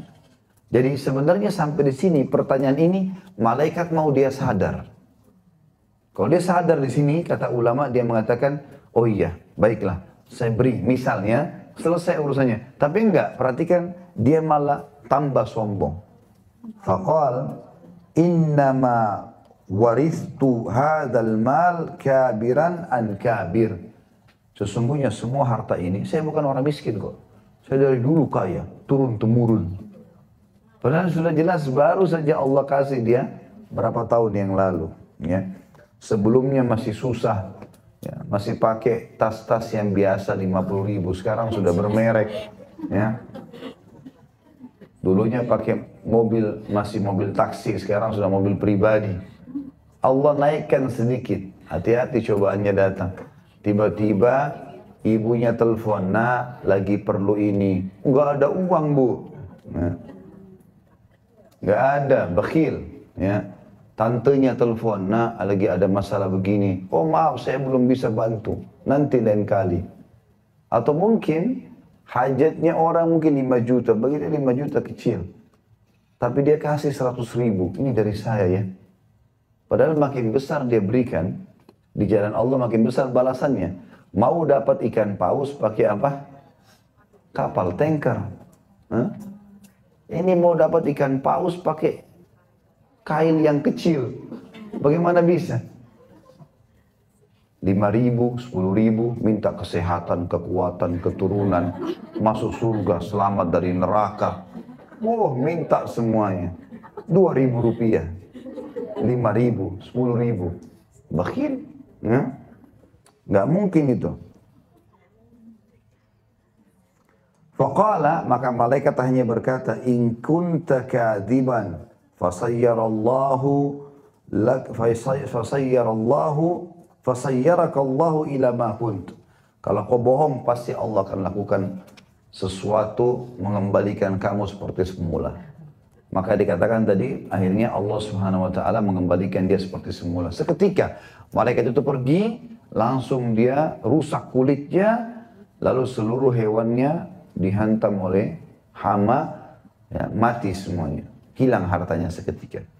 Dan ini pelajaran penting bagaimana mudahnya Allah memberikan nikmat pada seorang hamba dan mudahnya Allah mengangkat nikmat itu. Jangan main-main ya. Jangan pernah sombong mengatakan ini karena ilmu saya, ini karena warisan saya dapatkan. Kalau bukan dengan Allah memang mencatatkan jadi bagian dari kita, kita tidak akan dapat warisan itu. Berapa banyak orang yang terharamkan dari warisan, orang tuanya punya utang akhirnya disita semuanya. Kan berapa banyak orang yang seperti itu. Maka syukuri nikmat Allah. Kemudian yang ke-8, wa atal aqra'a fi suratihi wa hayatihi. Kemudian malaikat juga datang kepada orang yang tadi botak dalam poster yang sama seperti dia dulu, ya. Faqala lahu mithla ma qala li hadza. Kemudian berkatalah seperti yang diucapkan sama yang pertama. Wa radda alaihi mithla ma radda hadza. Dan subhanallah jawabannya sama dengan yang pertama. Berikanlah aku untuk safar segala macam. Enggak, masih banyak yang saya harus bantu. Enggak mau bantu sama sekali, ya. Berapa banyak hati-hati ya, ini saya sering lihat ada orang subhanallah banyak kendaraannya. Kerabatnya datang dari kampung enggak mau dibantu dengan kendaraan. Ini enggak mau dibantu dengan tunjukkan jalan. Ini dapatnya di rumah, dikasih kamar apa adanya saja. Atau kadang-kadang bahkan dia carikan hotel, enggak usah nginep di rumah deh. Dari kampung kotor-kotorin rumah. Nah. Ada kadang-kadang orang subhanallah, dia lupa kalau dia dulu begitu. Dia juga dulu dari kampung. Gitu kan? Sama, begitu injak Jakarta luar biasa sombongnya. Ya. Hati-hati ini ya. Ini bahaya sekali. Maka ini bisa mendatangkan unsur yang sama nanti. Allah bisa angkat nikmat itu. Karena dia menjawab hal yang sama, maka malaikat mengatakan, in kunta kadiban fasayyarakallahu ila ma kunt. Kalau kau bohong, pasti Allah kembalikan keadaanmu. Begitu malaikatnya pergi, dia kembali gugur semua rambut yang indah itu, lalu kemudian seluruh hewan ternaknya mati. Jadi miskin tiba-tiba. Dan ini hati-hati, kalau sudah datang begini dari Allah SWT, Allah angkat, maka sulit sekali untuk kembali ya. Dia pun tobat melalui proses ya. Maka jangan tunggu itu datang, cobaan itu datang. Yang terakhir, yang kesembilan ya, wa atal a'ma fi suratihi wa hayatihi, dan kemudian malaikat datang kepada orang yang buta dengan gambar yang sama. Maksudnya di sini yang terakhir tadi, yang kesembilan di sini, bukan yang terakhir dari poinnya, masih ada tambahan sebentar ya. Faqala rajulun miskinun wa ibnu sabil. Maka malaikat yang menjelma menjadi orang buta itu berkata, aku adalah orang miskin dan orang yang terputus jalan, ibnu sabil. In qata'at biyal hibalu fi safari. Terputus dariku segala hal yang dibutuhkan dalam safar, makanan, transportasi, uang dan seterusnya. Fala balagha lil yauma illa billahi tsumma bik. Enggak ada lagi yang bisa menolongku hari ini kecuali Allah, lalu kemudian kamu. As'aluka billadzi radda 'alaika basarak. Aku memohon kepada Tuhan yang telah mengembalikan pandangan matamu. Syatan, satu ekor kambing, ataballagu biha fi safari, yang bisa aku jadikan bekal dalam safarku. Faqala, maka si buta di sini pintar, cerdas. Dia mengambil pelajaran dari kejadian dia dulu. Dia mengatakan, qad kuntu a'ma. Dulu aku juga buta seperti kamu. Faraddallahu ilayya basari. Maka Allah kembalikan pandangan mataku. Fakhudh ma syi'ta wada' ma syi'ta. Ambil berapa ekor pun yang kamu mau dan tinggalkan berapa ekor pun yang kamu mau untuk saya. Jadi di sini luar biasa ya. Dia bukan kasih ini duit buat kamu, enggak. Kamu butuh berapa silakan ambil, enggak. Apa ini? Kamu butuh berapa? 5 juta bisa dikasih 5 juta, enggak. Jadi seperti kita punya berangkas, dipanggil orang miskin itu, nih ambil yang kamu suka, terserah berapa, sisain buat saya terserah. Bisa nggak kira-kira? Atau ada orang miskin minta makanan di luar, kita ajak ke meja makan, makan sepuasnya. Ada sisanya nanti saya makan. Kira-kira bisa nggak? Itu luar biasa itu, ya. Luar biasa. Dan ini perlu dites dalam hidup kita. Coba sekali kita memberikan orang dengan kita mengalah. Lagi pengen makan, kita dahulukan orang makan dulu. Termasuk adab dalam syariat, kalau ada tamu, maka tuan rumahnya yang paling terakhir makan. Sudah diamalin belum? Banyak orang begitu ada tamu, nanti kalau sudah bangun suruh makan, tapi dia sudah lebih dulu makan 2 piring. Adabnya begitu. Bahkan kata Nabi SAW, penuang minuman satu kaum, dialah yang paling terakhir minum. Dia tuan rumahnya. Dahulukan tamu, gitu kan. Seperti itulah.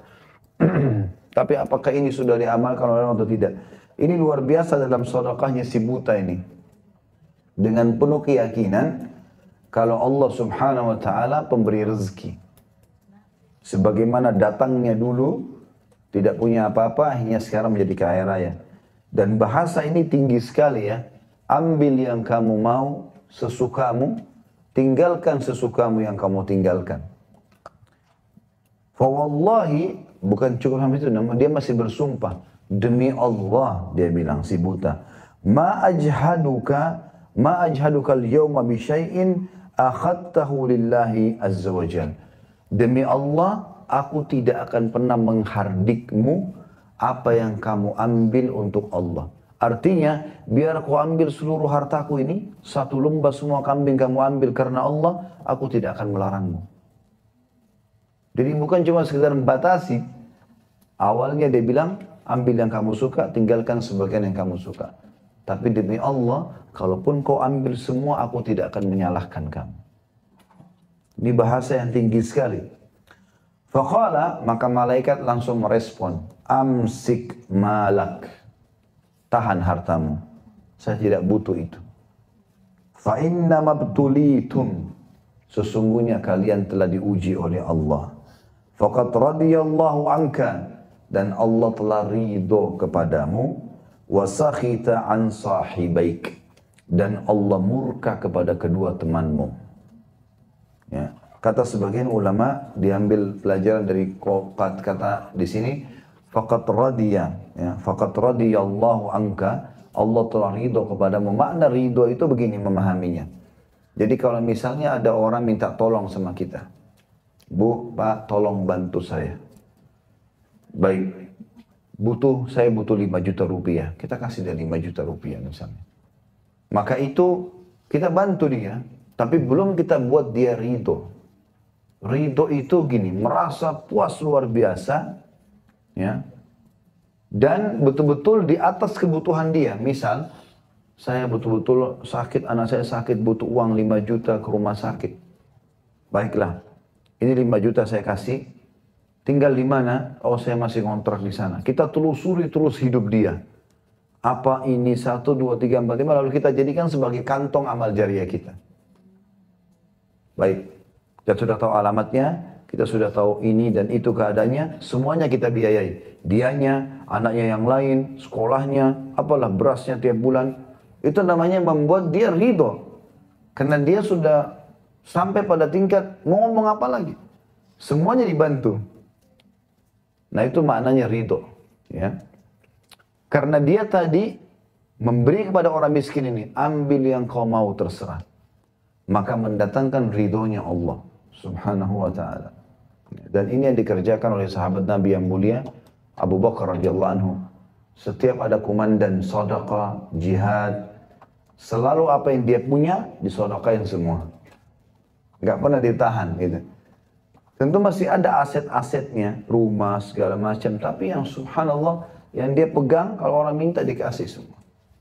Ya, dikasih semua. Kemudian dikatakan wasakhita an sahibaik atau ala sahibaik, dan Allah murka kepada kedua temanmu, maksudnya Allah hukum mereka, dikembalikan keadaannya. Ya. Baik, yang ke-10 yang kita bisa ambil sebagai penutupan. Tadi yang saya bilang 9 terakhir itu adalah, maksudnya potongan kisah ini ya.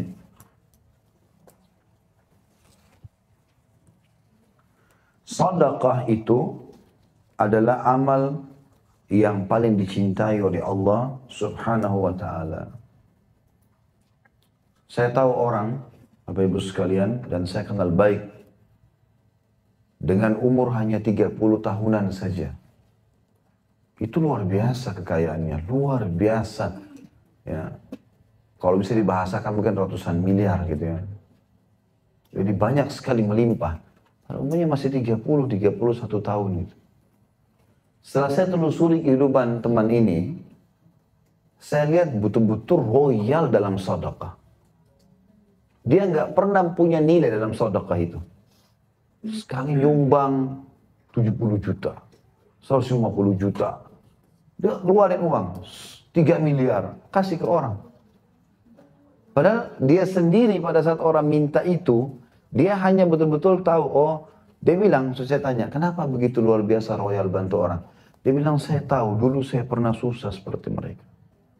Dan saya sangat yakin, Allahu alam, sebatas ilmu saya, dan saya kenal dia belum tahu hadis ini. Setahu saya dia belum tahu hadis ini. Tapi bagaimana yang di dalam hadis ini terbukti pada orang itu. Saya baru ketemu juga beberapa waktu yang lalu. Dan saya lihat sendiri bagaimana keadaan dia. Tidak pernah subhanallah ada orang minta tolong ditolak sama dia. Nggak pernah. Selalu dikasih. Dan kasih itu nggak nanggung-nanggung gitu. Emang kasihnya itu luar biasa gitu. Sampai membuat orang-orang itu pada mendoakan kebaikan sama dia. Hanya dalam umur 30 tahun saja sudah luar biasa.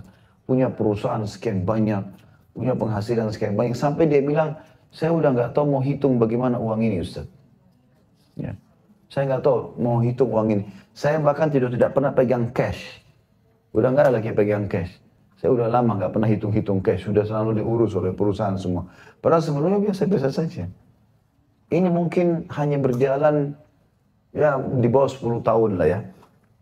Karena dia mulai berusaha itu sekitar umur 19-20 tahun. Dan subhanallah dalam hitungan 10 tahun sedekah ini melimpahkan luar biasa gitu. Luar biasa.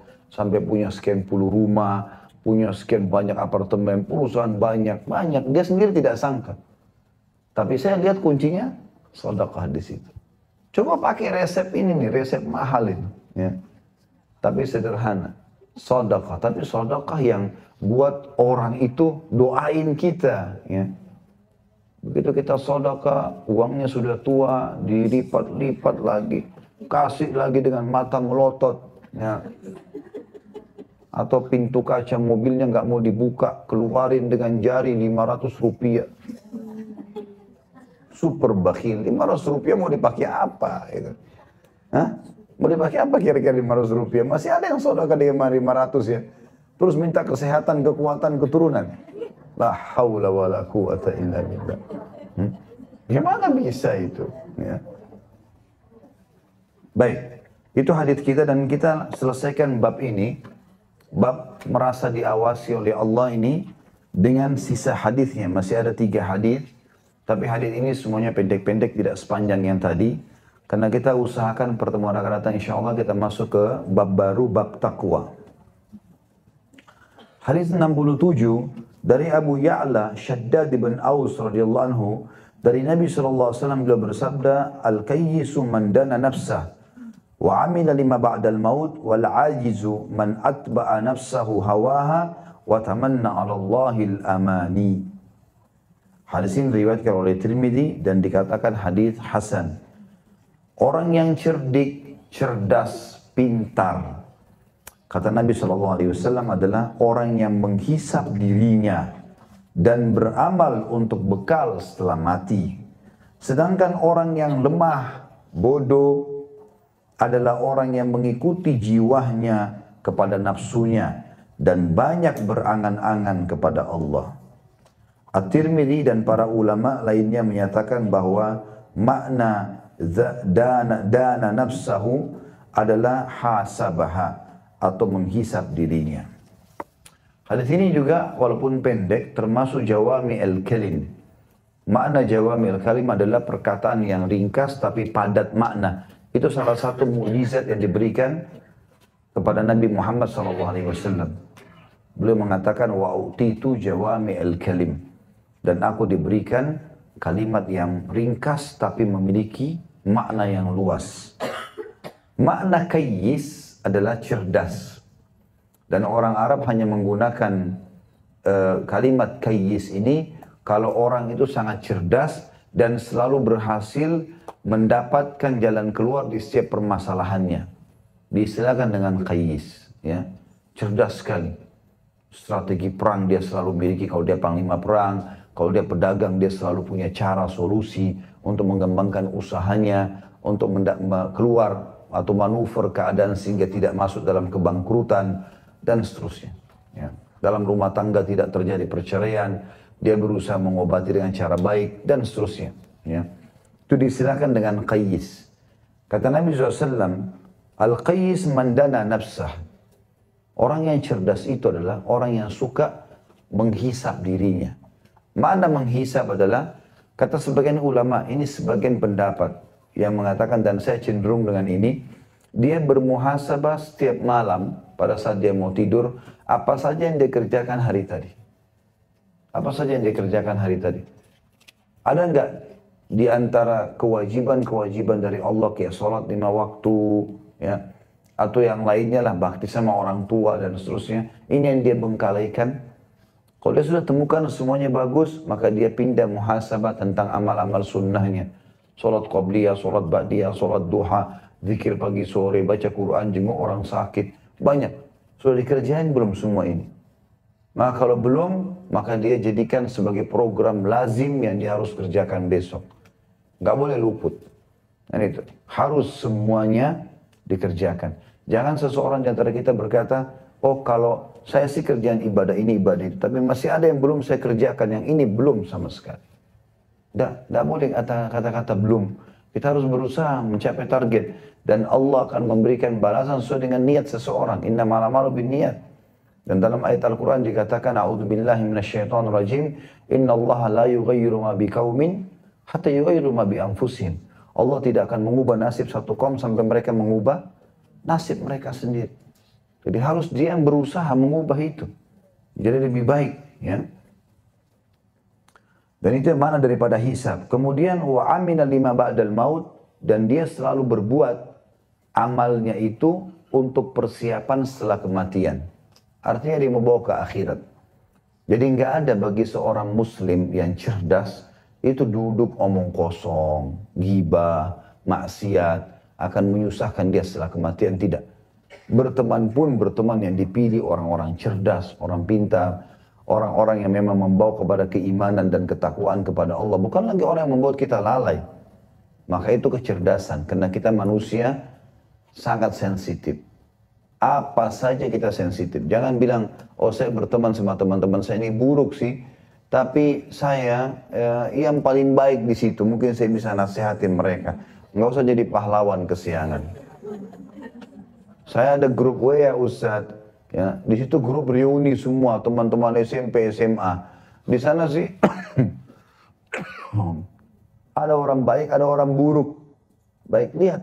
Pernah ada yang tanya sama saya begitu, saya tetap bertahan atau enggak Ustaz? Saya bilang coba lihat, apa yang Anda posting, diposting misalnya satu ceramah. Lihat tanggapannya dari 100 orang di grup, apa tanggapannya? Kalau 70 orang semuanya olok-olok kita, oh so alim lah, apalah segala macam. Atau ternyata mereka kirim posting saingannya itu, malah kirim yang tidak baik, lalu 30 postingan yang tidak baik. Keluar dari grup itu. Ngapain di situ? Nggak ada gunanya itu. Kalau memang kita jadi adminnya, kita berikan peraturan-peraturan di dalam grup itu, kemudian mereka patuh, ada yang bertanya, ada yang dikirimkan cuplikan, bagus, nggak ada masalah. Tapi kalau enggak usah jadi pahlawan kesiangan, nggak perlu. Tegur sapa iya, Assalamualaikum ya, tapi sahabat enggak. Harus berubah, karena bahaya kalau enggak. Kita sensitif sekali. Ya, memang sudah saatnya kita berubah. Dan saya sudah pernah jelaskan, kalau berubah menjadi lebih baik, jangan setengah-setengah. Masih direm-rem. Nah, masih ada yang, tapi, enggak usah pakai tapi. Udah bismillah, injak remnya menuju ke surga. Injak gasnya menuju ke surga maksud saya. Ya, enggak pakai rem maksud saya. Itu sensitif, makanya kita kalau bicara ini salah sedikit, wah. Padahal tidak bermaksud begitu. Tapi nggak apa-apa lah, ada pahalanya juga. Maksud saya tidak menginjak rem, injak gas, langsung menuju ke surga. Nggak usah setengah-setengah. Sekalian jadi orang baik. Mau orang bicara apa, nggak usah peduli dengan perkataan orang. Umur kita terbatas. Dan termasuk bagian dari syarat kita adalah menghisap diri kita, bagaimana kita menutupi kesalahan lalu dengan kebaikan sekarang. Jadi misal, dulu kita biasa traktir orang ke diskotik, ke bar segala macam. Sekarang kita traktir orang kepada kebaikan. Beriin Al-Quran, ajak ke pengajian, umrohin, hajiin, apalah. Ganti itu keburukan dulu. Dulu kita sering ajak orang maksiat, sekarang kita ajak mereka ke pengajian dan seterusnya. Ganti kebaikan, keburukan itu dengan kebaikan. Kemudian dikatakan wal ajizu, dan orang yang bodoh di sini dan dianggap lemah, ya terjemahan sini lemah, tapi sebenarnya artinya bodoh. Ajiz itu orang yang betul-betul nggak ada ide, nggak ada solusi dari setiap masalah yang sedang dia hadapi. Man atba'a nafsahu hawaha. Siapa yang selalu mengikuti nafsunya, terus saja walaupun haram diikuti. Wa tamanna 'ala Allahi amani. Lalu dia berangan-angan pada Allah. Gampanglah, Allah Maha Pengampun. Ya. Orang Islam pasti masuk surga. Betul. Tapi jangan lupa Allah juga berat siksaannya. Allah Maha Penyayang, iya. Tapi Allah juga murkahnya berat, siksaannya berat. Orang muslim masuk surga, iya. Tapi lewat neraka dulu. Bersihin dosa untuk apa? Kenapa harus lewat neraka dulu untuk masuk surga? Masuk surga lah yang baik-baik. Dan sudah pernah saya jelaskan juga Bapak Ibu sekalian, untuk menjadi orang baik itu enak sebenarnya. Karena semua yang agama perintahin untuk jadi orang baik, soleh atau soleha itu adalah semuanya disuka juga oleh masyarakat. Jujur, amanah, tanggung jawab, bakti sama orang tua, dermawan, semua orang suka kok. Dan pahalanya besar. Allah juga suka. Ujung-ujungnya di dunia kita bahagia, di akhirat juga kita bahagia, masuk surga. Dan semua yang agama larang, bohong, dusta, ganggu orang, ghibah, apalah, pelit segala macam, memang Allah tidak suka. Allah berikan ancaman berat, Allah buat juga manusia tidak suka. Lalu untuk apa kita masuk ke zona itu? Gak ada gunanya buat kita. Ya. Itu makna hadis yang kita pelajari. Hadis 68. Dari Abu Hurairah anhu, bahwasanya beliau berkata, Rasulullah SAW bersabda, "Man min husni islamil mar'i tarkuhu ma la ya'ni." Hadis Hasan riwayat Tirmidzi. Di antara terjemahannya, kebaikan Islam atau kesempurnaan Islam seseorang adalah dia meninggalkan apa-apa yang tidak penting baginya. Ini juga masuk dalam Jawami al-Kalim. Mukjizat Nabi Muhammad SAW, beliau berkata yang padat dan berkata yang ringkas tapi bermakna padat. Dan ini bisa kita lihat dalam setiap kehidupan kita. Termasuk kesempurnaan Islam seseorang meninggalkan apa yang tidak penting. Tidak ada hubungannya sama ibadah, gak usah dikerjain. Nah, gak usah sama sekali. Mengganggu sedikit saja ibadah kita, tinggalkan. Jangankan haram, syubhat aja tinggalkan. Itu maknanya. Dan ini bisa kita tahu dalam setiap kehidupan kita, baik pergaulan, apa sajalah ya. Sesuatu yang kira-kira kita anggap tidak penting buat kita, tidak ada gunanya dalam ibadah dan pahala, tinggalkan. Itu makna hadisnya. Dan ini mirip dengan perkataan tadi itu ya. Ada hubungannya dengan hadis 67. Dan yang terakhir adalah hadis 69, dan hadis ini diriwayatkan oleh Abu Daud dari Umar radhiyallahu anhu bahwasanya Nabi SAW bersabda, la yus'alur rajulu fima daraba imra'atah. Seorang suami tidak ditanya, dituntut mengapa dia memukul istrinya. Hadis ini diriwayatkan oleh Abu Daud. Makna daripada hadis ini adalah kembali kepada surah An-Nisa. Karena ada ayat dalam surah An-Nisa yang berbunyi, A'udzu billahi minasyaitonir rajim, wallati takhafuna nusyudahunna fa'idhuhunna. Ya. Saya tidak ingat, tapi nanti insya Allah saya sebentar kalau terlintas, saya 40-an sekian kalau saya tidak salah. Yang jelas, dan para wanita yang kalian takut nusyudnya, pembangkangannya dalam rumah tangga, disuruh tutup aurat gak mau, disuruh sholat gak mau, disuruh apa buat sesuatu gak mau semuanya. Ya. Yang kalian khawatir pada itu, seorang suami diberikan 3 pilihan. Fa'idhuhun, ingatkan mereka baik-baik. Haram loh dalam agama, nggak boleh. Sadarlah, salah. Nggak mau juga dengar, ya, dikatakan wahjuruhun. Lalu boikotlah mereka diranjang. Jadi tidak diajak ngomong, tidak digauli, ya, tidak dicumbuin segala macam. Dan bagi laki-laki yang ingin menghajar, hajar ya bukan hajar, ya. Jadi pakai E bukan A. Hajar ini memboikot diranjang. Ya. Iya. Jadi menghajar dia. Ya. Dihajar ini para laki-laki atau para suami tidak boleh di luar rumah, harus dalam rumah. Ya. Jadi bukan bagian dari sifat laki-laki kalau dia lagi marah sama istrinya lalu pulang ke rumah orang tuanya.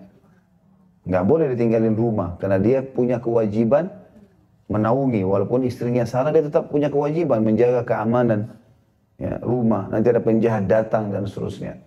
Itu namanya hajar. Dan tentu khusus masalah hajar ini beda antara laki-laki sama perempuan ya. Kalau perempuan terbawa perasaan, kalau dia tidak diajak ngomong, tidak digauli, perasaannya lebih peka, lebih terpukul.